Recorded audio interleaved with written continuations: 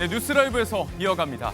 제정신인가 강한 비판이 나온 민주당 추천특검. 조금 전 보신 것처럼 전적으로 제 잘못이라고 밝힌 추천 당사자 이성윤 최고위원은 조금 전 있었던 최고위에서 관련 입장, 유감을 표명했습니다.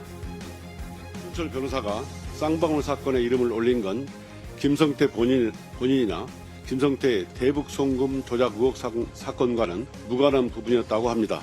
서슬퍼런 윤석열 총장 하에서도 강직하게 수사하였고 마치 정치적 음모가 있는 것처럼 있지도 않은 의혹이 확산되는 데 대해 매우 안타깝게 생각합니다. 그렇지만 한편으로는 소통이 부족했음을 느낍니다. 좀 더 세밀하게 살피지 못한 점에 대해 유감스럽게 생각하고 전준철 변호사는 지금 보신 이 최고위원이 서울중앙지검장을 지낼 때 이른바 이성윤 사단의 핵심 검사로 활약을 했던 인물이죠. 당시에 강직한 수사 면모에 적임자로 판단을 했다. 다만 일각에서 나오는 이야기는 정치적인 음모론이다. 세심하지 못했다. 잘 살피겠다는 이야기를 전했습니다. 여기에 앞서 어제 대변인을 통해서 사과 의사를 밝혔던 정청래 대표는 오늘 최고위에서 별다른 입장을 내진 않았는데요. 자, 이런 유감 표명과 사과 정도로 끝낼 이야기가 아니다. 친명계를 중심으로 비판 목소리가 거셉니다. 대통령에 대해서 정말 100%의 일이라도 대통령을 생각을 했다면 도대체 이해할 수 없는 추천을 한 거죠. 이게 뭐 사과로 끝날 사안은 아닌 것 같습니다. 예. 이성윤 최고위원이 본인이 추천했다고 인정을 했으니까 거기에 대해서 책임을 지고 최고위원을 사퇴하는 게 맞다 하는 게 제 생각이고 저는 이재명 대통령께서도 굉장히 큰 배신감을 느꼈을 거라고 생각해요. 조금 전 이성윤 최고의 발언 전에 있었던 요구인데 사퇴 이야기가 따로 나오진 않았죠. 쉽게 매듭지어질 기미가 없습니다. 지도부에 대한 당내 불만, 무엇보다 당청 관계 이상 기류가 본격화하는 거 아니냐 이 우려가 계속되고 있습니다. 자, 당청 간의 불협화음 다음 소식 보겠습니다. 결혼 전에 벌써 갈라서는가? 또 하나의 축으로 있는 건 조국혁신당과의 합당 문제죠. 자, 당내 잡음 이런 거 알아서 정리하고 정리된 공식적인 최종 입장을 달라 13일까지 조국 대표가 최후 통첩을 던졌습니다. 설 연휴가 시작되는 2월 13일 전까지 민주당의 공식 입장을 결정해 주십시오. 2월 13일까지 공식적이고 공개적인 답변이 없으면 조국혁신당은 합당은 없는 것으로 하겠습니다. 자, 13일 설 연휴가 시작되는 금요일입니다. 이때까지 이야기 없으면 없던 일로 알겠다. 민주당도 관련해서 내일 의원총회를 연다고 합니다. 이 논의를 거쳐서 설 전까지 입장을 정리해 보겠다는 방침인데 물론 쉽지 않을 전망입니다. 지도부와 대립각을 세워왔던 이 방식에 대해서 문제를 삼았던 합당 반대파들이 있죠. 조국 대표의 합당 시한 제시에 대해서도 곱지 않은 시선을 보내고 있습니다. 민주당이 내부에서 결론을 내야 될 사안이기 때문에 이때까지 입장을 내달라, 그렇지 않으면 없던 걸로 하겠다, 이 이야기 자체가 좀 저는 부적절하지 않을까 싶습니다. 분란을 부추긴다. 본인이 얘기한 대로 우당에 대한 예의를 갖춰야 한다. 이현주 최고위원의 날선 SNS 메시지도 전해졌습니다.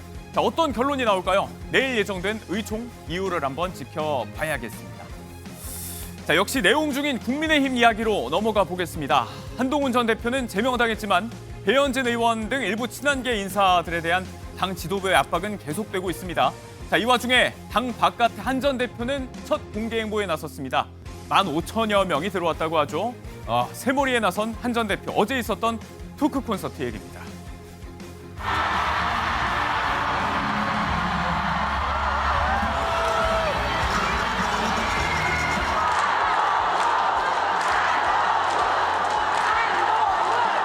제가 제명을 당해서 앞에 붙일 이름이 없습니다.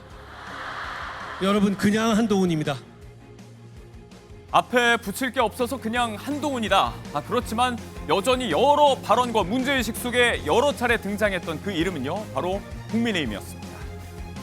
제가 정치하면서 여러 못 볼 걸 당하고 그리고 제명까지 당하면서도 여러분 앞에 당당히 섰습니다. 제가 제 풀에 꺾여서 그만둘 거란 기대를 가지시는 분들은 그 기대를 접으십시오. 20년 동안 그 길을 걸어오면서 제가 많이 단단해졌던 것 같아요. 굉장히 단단해져 왔던 그런 시간이었다라고 생각합니다. 30살 시절에 이제 대선 자금 수사 얘기를 잠깐 해볼게요. 이거는 저를 너무 그렇게 멜랑콜릭한 사람으로 생각하지 마십시오. 결국 윤석열 대통령이 시작한 김옥균 프로젝트를 장도혁 대표가 마무리한 것입니다. 그러다가 갑자기 계엄이 선포됐습니다. 여러분, 저는 아직도 계엄을 왜 한 건지 모르겠어요. 언론 보도 보니까 생각나는데요. 여담입니다만 이번 제명으로 제가 야인이 됐다 이렇게 표현하시던데요. 근데 원래 저는 1년 전부터 야인이었습니다.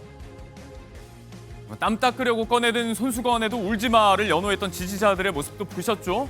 1년 전부터 나는 야인이었다. 전 정부에서부터 시작된 자신에 대한 축출 계획, 김옥균 프로젝트라고 종종 표현을 해왔는데 여기에 대해서 장동혁 지도부가 완성을 했을 뿐이라는 겁니다. 다만 이 본인 제명에 단초가 된 당원 게시판 의혹에 관해서는 재차 사과를 하기도 했습니다. 저는 당시에는 몰랐고요. 나중에 이 공격이 본격적으로 시작된 이후에 알게 됐죠. 제가 정치를 했기 때문에 비롯된 일이니 제 가족들에게 저는 미안하긴 합니다만 여러분, 제가 미리 알았다라면 제 가족들에게 그러지 말라고 부탁했을 겁니다. 걱정 끼쳐드려서 죄송합니다. 앞으로 그런 일이 없을 겁니다. 가족들이 한 거라는 입장에는 변함이 없죠. 자, 그리고 설령 지방선거에서 져도 지도부는 물러나지 않을 거라고 꼬집으면서 행동하는 다수의 역전승을 시작하자 강조한 한 전 대표였지만 정작 이번 선거에 자기가 어떤 행보를 보일 건지, 무소속 출마할 건지, 어떡할 건지 구체적인 언급이 없었습니다. 자, 어떤 형태의 역전을 꿈꾸는지 아직 명확하게 드러난 게 없죠. 좀 더 지켜봐야 할 것 같습니다.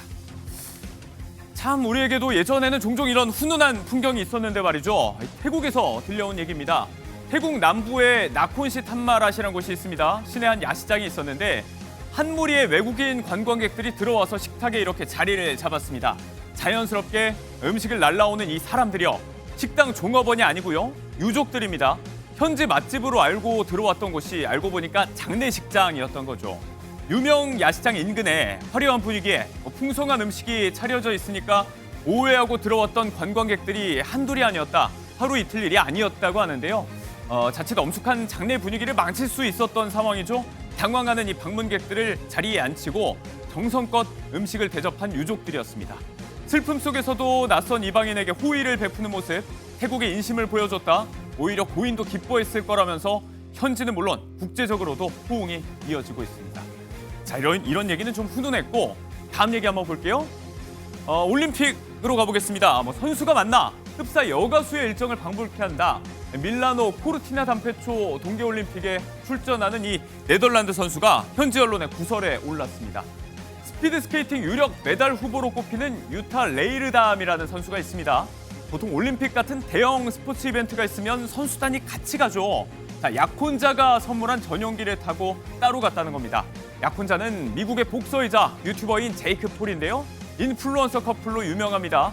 기내에서 이렇게 찍은 사진을 올려서 화제가 되기도 했고 이후에도 개회식에도 불참하고 자국 선수들 입장 장면을 호텔에서 TV로 찍어서 SNS에 올리고 이런 행동에 네덜란드 전체가 질려간다. 내가 코치라면 용납하지 않았을 거라는 평론가의 비판이 이어졌습니다. 우리 정서에서라면 당연히 문제가 됐을 얘기인데 상대적으로 자유분방함을 추구하는 서구권에서도 받아들여지기 힘든 얘기 같습니다. 15일 출전하는 500m 종목에서 이나연, 김민선 같은 우리 선수들과도 경쟁을 벌일 예정입니다.